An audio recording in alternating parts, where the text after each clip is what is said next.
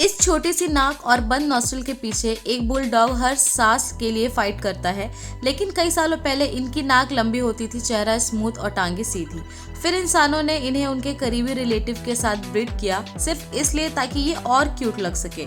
अब उनके बड़े जबड़ों की वजह से उनके दांत एक दूसरे से चिपक जाते हैं और गम्स इन्फेक्टेड हो जाते हैं।